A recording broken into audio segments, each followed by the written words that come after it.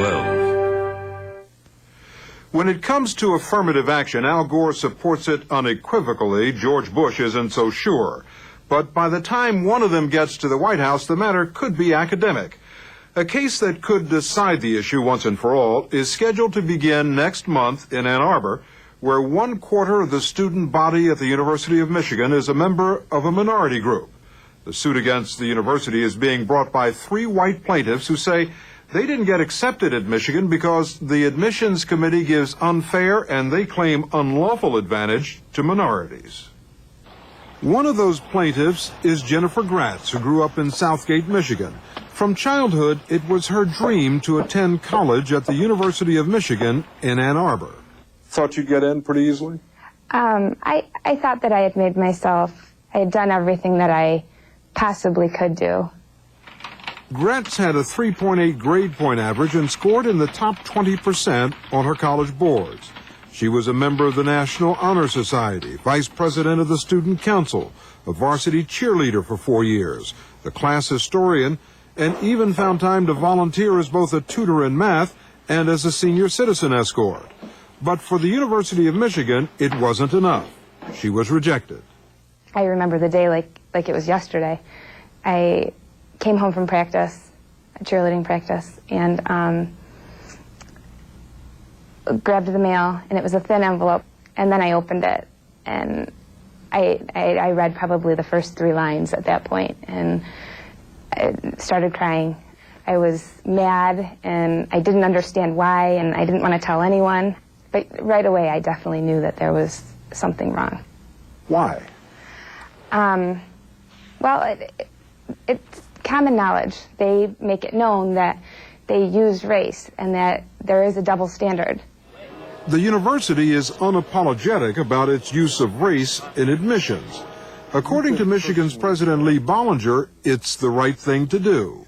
The basic idea is that students learn better when they're in an environment in which not everyone is just like them. And we take into account a host of factors. Race and ethnicity are 2, but there are many others. How big a factor does race play? The question of bigness or smallness of the factor is not the way to look at it. The question is, how much do you value diversity as an educational tool for your students? Any questions about the theory there? But don't tell Professor Carl Cohen the question is simply one of valuing diversity. Professor Cohen has been a member of Michigan's philosophy department for more than 40 years. He's a longtime liberal, but he's also the university's most vocal opponent of using race in admissions. It's evil. It's not meant to be evil. But it's fundamentally wrong in a good society. That's what we always believed. Treat the races without discriminating on the basis of skin color. And I've devoted my life to much of that. And I'm not going to stop now when people are doing it for what they think are good reasons. 5 years ago, Professor Cohen read an article pointing out that the acceptance rates for blacks at many major universities was higher than that of whites. So I asked my colleagues what was going on here, and they told me it was confidential. And that troubled me. So after pressing and pressing, but not succeeding, I finally used the Freedom of Information Act. When you finally started to get these documents, this information you were seeking, what did you find out? Well, what was plain, very plain from these documents was that the university was discriminating blatantly by race. Professor Cohen showed us the form, which he says clearly shows that whites were being discriminated against.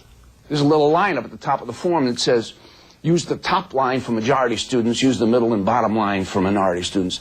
I mean, it was shocking. What the university was doing was ranking the more than 20,000 applicants who apply each year by their high school grades and SAT scores. Those whose combined scores were above a certain level were admitted. Those below were rejected. For the white students who get the top line, it's reject. And for the black students or the Hispanic students who get the bottom line, it's admit. So in cell after cell, it's reject, admit, reject and admit, reject and admit. Cell after cell after cell. Shortly after the documents Professor Cohen uncovered became public, the university stopped using them and changed to a system that gives applicants points for various criteria. For example, a perfect GPA is worth 80 points. Having a parent who went to the school is worth 4. Scholarship athletes are awarded 20 points.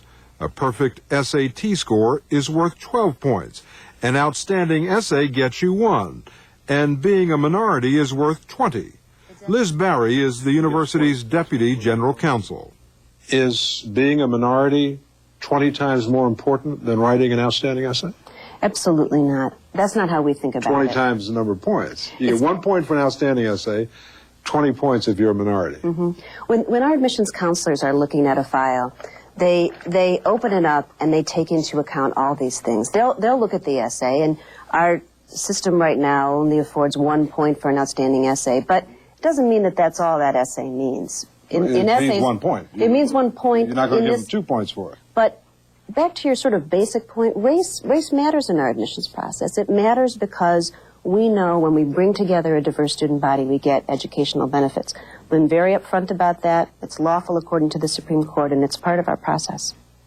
In 1978, the Supreme Court ruled in the Regents of California versus Bakke that race could be considered as a factor in university admissions so long as it wasn't a deciding factor. The university insists that the way it uses race in admissions complies with the law. In my case, I probably wouldn't have been accepted by the University of Michigan had there not been affirmative action. Tom Turner spent his childhood in poverty, moving from state to state with a mother who had difficulty holding on to a job. He did manage to graduate from high school, but with a mediocre record. You know, I was a mid-C student at best. But the fact of the matter is that since I've arrived at the University of Michigan, I've done far better than my GPA or my SAT scores would have implied.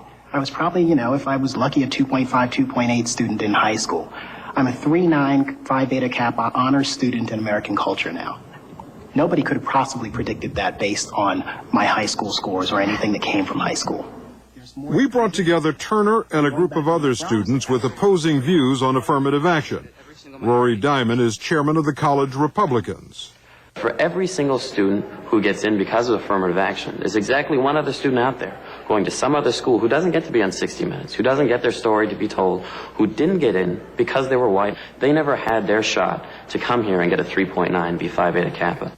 Matthew Schwartz is editor of the conservative newspaper on campus. I mean, what we're doing with these 20 points, we're perpetuating the worst stereotype about blacks, that they're not good enough to get in without this help and that they need this help. I mean, you're walking down the street and consciously or not, you know, whites aren't sure if the black people they meet deserve to be here on the merit. I'm in favor of affirmative action because there's all types of affirmative action. Shamari Terrelong Stone is now a graduate. There's affirmative action for students who are here because their parents donated $1 million to this school, who have 2.9 GPAs and who are walking around this school as students. There's affirmative action for athletes, those who can shoot a basketball well or run a touchdown. So why are we attacking race-based affirmative action? Race is not to be analogized to legacies or athletics. Race is different. We have a history about race, Mr. Bradley. I don't have to tell you that. A long, painful history in which we learned that when you consider people's skin color, you do damage to them and to the society. And we are doing damage to them and to the society. And lawyers at the Center for Individual Rights, a conservative think tank in Washington, D.C., agree. The center is responsible for bringing the lawsuits that did away with affirmative action in both Texas and Washington state. They are bringing a class action lawsuit against the University of Michigan because they're convinced the university is violating the law. Two of their plaintiffs are Jennifer Gratz and this woman, Barbara Gruder, who was rejected by the university's law school in 1997. They say things like we're selective, but they're making selections on racial lines. They say we have to get over this sense of entitlement, but of course I'm entitled to equal treatment. Gruder, a mother of two, put herself through college working nights while maintaining a straight A average. For over 13 years, she has run her own healthcare consulting business. She says her rejection was unfair. I have 2 children, and we have always taught them that discrimination was wrong, that people have a right to equal treatment. Our beliefs about equal treatment and equal protection, are those platitudes or are those real? Jeffrey Lehman is the dean of Michigan's law school. I understand Barbara Gruder's disappointment. I understand that she wanted to come here. I appreciate that. But it's not a good lesson for her to teach her children to blame the fact that she did not get in on something that wasn't the cause. So race had nothing to do with Barbara Gruder not getting in. That's correct. But Professor Cohen says Gruder wasn't competing on an even playing field, and he showed us these law school admissions records from 1995. If 51 applicants won't admit, 61 applicants won't admit, 2%, 3% chance of getting in. Not easy. That was for Caucasian Americans. That's their language, not mine. This is their sheet. And they prepared another sheet for African Americans. Same cells, same scores, 10 applicants, 10 admits. 5 applicants, 5 admits. 100%. Instead of 2% opportunity, which is what the case is for whites, 100% for blacks. Oh, come on.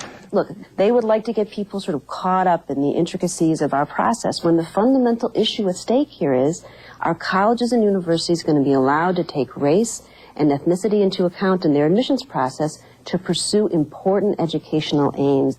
When we teach our students about difficult issues, such as whether it's appropriate for police to be able to use race profiles when they stop people in traffic stops, when we ask our students whether it's appropriate to decriminalize crack cocaine, the discussion, the analysis, the learning that takes place is better in a racially diverse classroom. What makes you most angry about what's happened to you? Just the fact that someone has the arrogance to think that they have the right to treat me differently, to take away my rights. It's that more than anything. Do you still think that you're doing the right thing by taking the university to court? I definitely think I'm doing the right thing. I think that the policy needs to be changed. I don't think that there was a fair process. No, it's not fair. Okay? I don't necessarily think that affirmative action is fair. However, some sort of balance is needed. What would you say to Jennifer? Sorry. I mean, granted, statistically speaking, she's got everything it takes to get into the University of Michigan. Logically speaking, if you just want to look at, the numbers, she deserves to be here.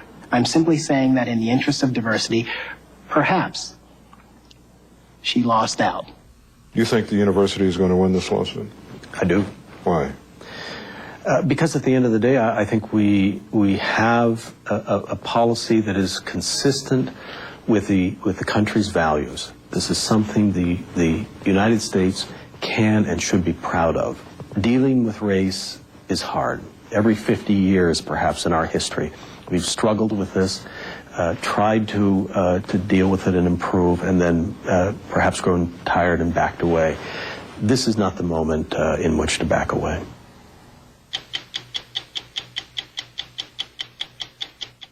The